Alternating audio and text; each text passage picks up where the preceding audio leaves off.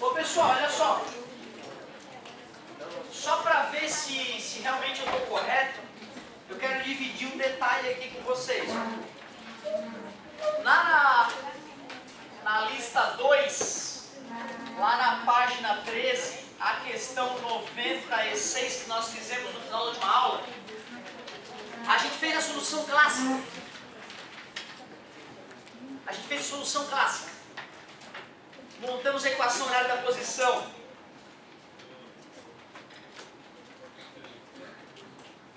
Você tem alucinações.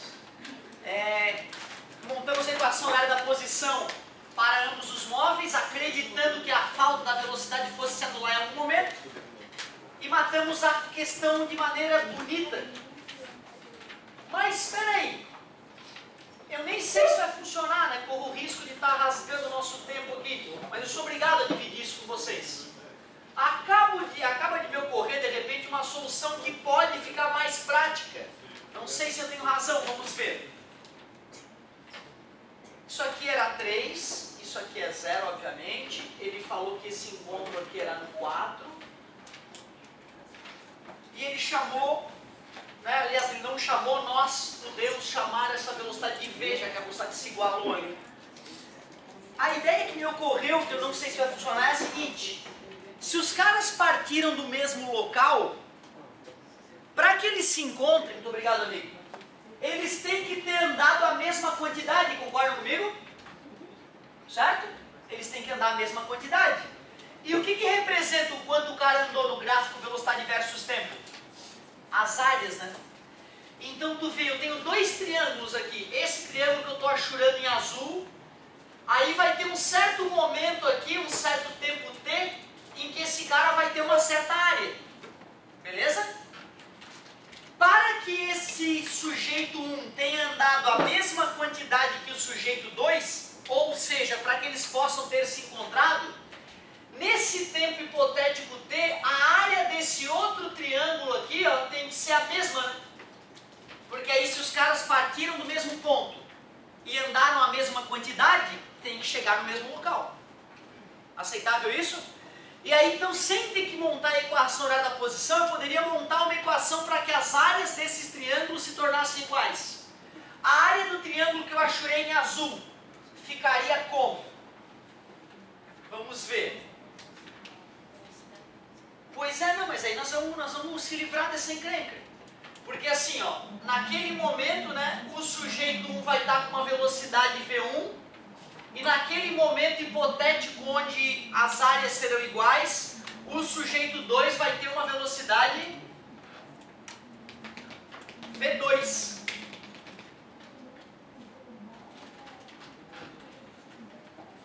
Só para ver se vai funcionar. Como é que fica a área 1 então? A área 1 é base, que é T, vezes a altura, que é V1, sobre 2. Esta área representa o deslocamento do móvel 1. Como é que ficaria para o móvel 2? Vamos ver. A área do móvel 2, desse triângulo que eu achurei de preto. Base, T-3, obrigado, amiga. T-3. Altura, V2 sobre 2. Para que esses caras, tendo saído da mesma posição, cheguem no mesmo local, a área 1 tem que ser igual à área 2. Só vou ter que achar uma expressão para o V1 e uma expressão para o V2, concorda comigo? Mas nós temos uma equação para fazer esse serviço, né? A equação horária da velocidade, concorda comigo? Quem vai ser o V1? É o V0, que é 0, mais a aceleração 1 vezes o tempo. Concorda comigo? A aceleração do cara 1 nós podemos calcular pela mesma técnica anterior, né? A aceleração é a variação da velocidade que foi V sobre 4. Certo? Vezes o tempo T. Então eu achei quem é o V1. É V sobre 4 vezes T. Quem seria a velocidade V2? Vamos ver. A velocidade V2. A velocidade inicial é 0. A aceleração do sujeito 2 é V sobre 1, que deu o próprio V,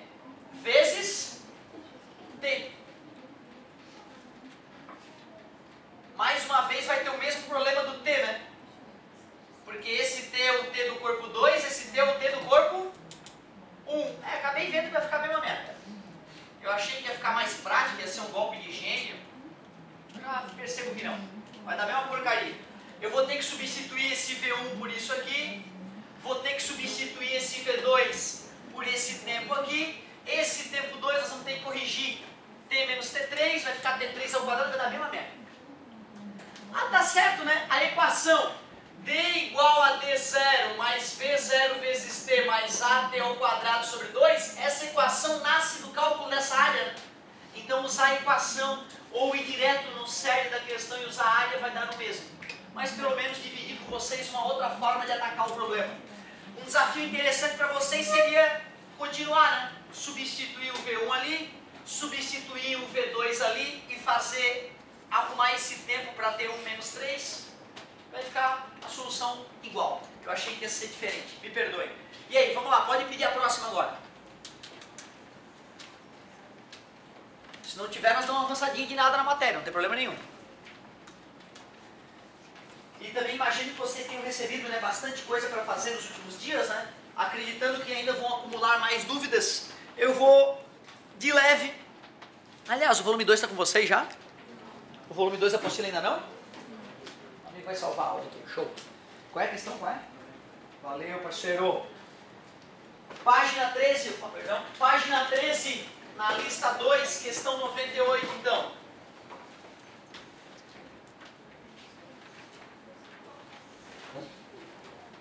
Um corpo é abandonado a partir do repouso em queda vertical, V0 igual a 0, e atinge o solo em 5 segundos. 5 segundos depois, bum, bate no solo.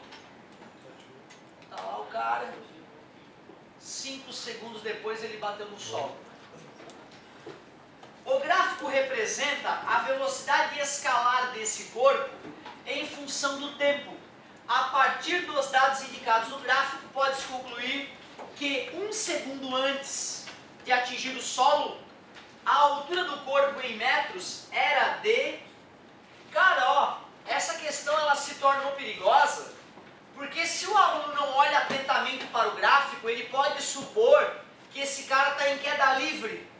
E o que me indica no gráfico que não é uma queda livre? Dá uma olhada ali, o que é no gráfico que indica que não é uma queda livre?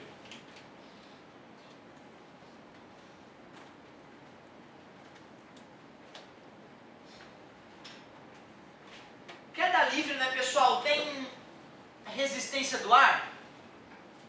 Não, queda livre não pode ter resistência do ar, porque ela é livre, certo? Como é que fica o gráfico da velocidade com o passar do tempo numa queda livre? Fica, o gráfico da velocidade versus tempo fica uma reta crescente. Ó. Para todos sempre. O fato de a inclinação do gráfico estar diminuindo mostra que a aceleração está diminuindo. A única explicação, esta queda é com resistência do ar. Então se o cara simplesmente faz como queda livre, vai dar errado. Ele falou que bateu no solo em 5 segundos. A pergunta do cara é, 1 segundo antes de atingir o solo, qual era a altura do corpo? Poxa galera, no gráfico velocidade versus tempo, a área do gráfico não é o quanto o cara andou? Então eu vou descobrir quanto ele andou no último segundo. O quanto ele andou no último segundo é o quanto faltava para atingir o chão. É a altura dele. Então era mais interpretativa mesmo essa questão. A área é igual ao deslocamento. A área é um retângulo, base vezes altura. A base do retângulo tem 1 segundo. E a altura do retângulo tem 20 metros por segundo.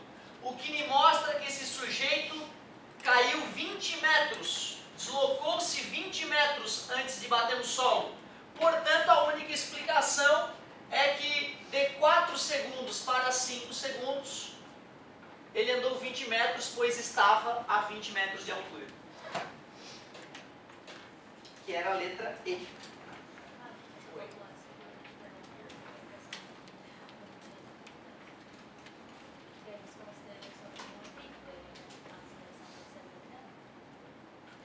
Então foi uma coincidência.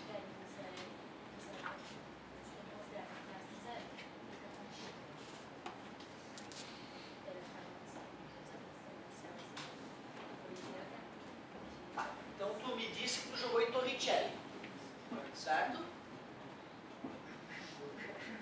Show de bola. Eu quero saber a distância que ele vai andar.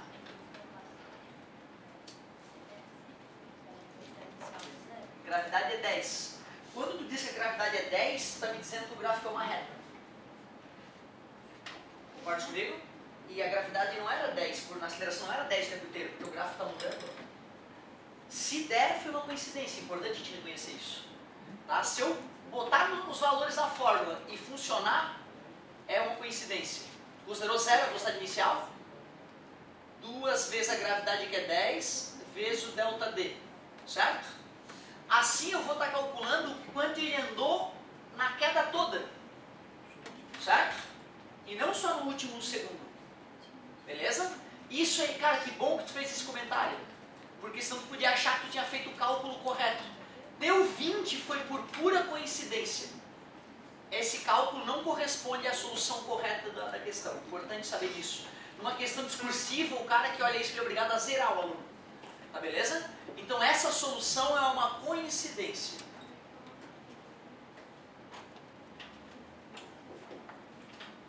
Certo? Essa questão não poderia ter sido resolvida por Tomicelli, porque fazendo dessa maneira eu suponho que é queda livre. E o gráfico da velocidade ter se curvado mostra que a velocidade não variava uniformemente com o passar do tempo. Beleza? Tanto que no final a velocidade dele já era constante, ele já estava em NRU, nem tinha mais aceleração, a aceleração já era zero. Tu vê, isso mostra que a questão não foi ultra bem desenhada, né? Porque permite que um sujeito com um pouco de sorte acerte a questão. Salvasse a pátria. Se tu não faz esse comentário, muitos colegas iriam fazer a questão desse jeito e achar que está correto, certo? Isso é uma coisa importante, tá, gente?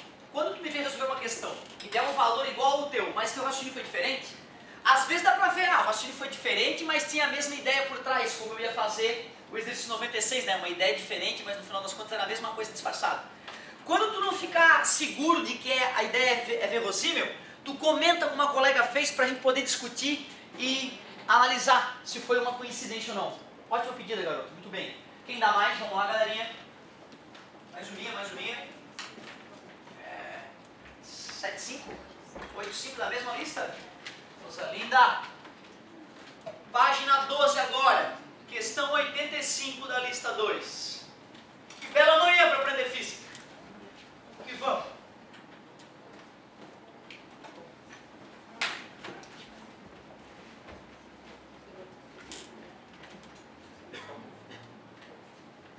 Falar o seguinte, um projétil é lançado verticalmente para cima a partir do nível do solo com velocidade escalar inicial de 30 metros por segundo. Não custa fazer um desenho para ficar menos abstrata a brincadeira. V0 igual a 30 metros por segundo. Falou que a aceleração da gravidade é 10 metros por segundo ao quadrado. Desprezando a resistência do ar, analise as seguintes afirmações a respeito do movimento do projétil.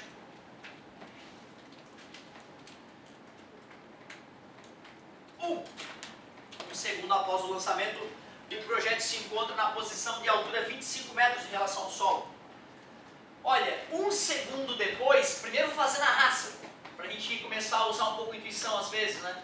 1 segundo depois eu sei que a velocidade do cara já vai ser 20 metros por segundo, já que a velocidade dele muda 10 metros por segundo a cada segundo. Quando o cara tem velocidade uniformemente variável, nesse caso eu posso dizer que a velocidade média é a média das velocidades. Então tu vê, nesse caso a velocidade média do cara é 25 metros por segundo. Já que a velocidade do cara é 25 metros por segundo, em 1 segundo ele sobe 25 metros. Então eu posso dizer que é verdadeiro. Eu usei só o bom senso, eu não usei física bonita aqui, né?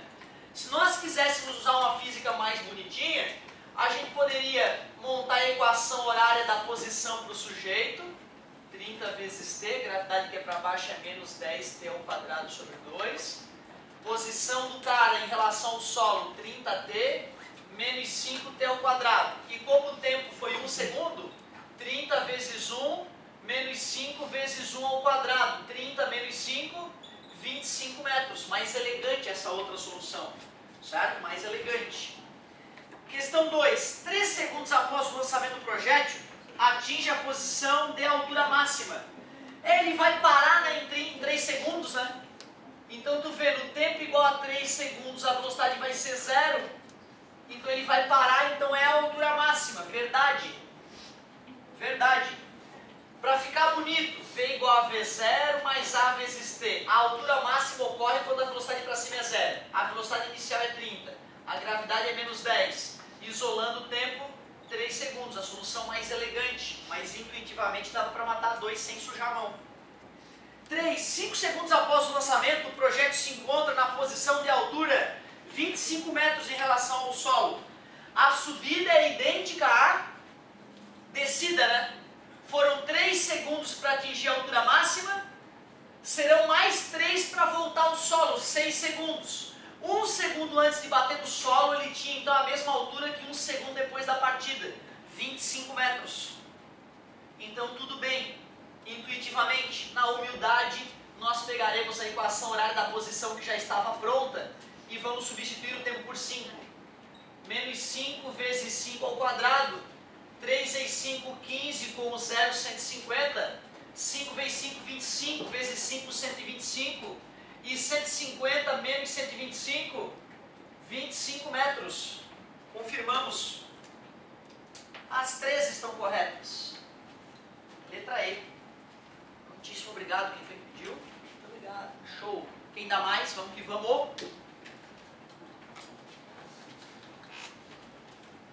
Galerinha, não tem aquela para fazer gaguejar.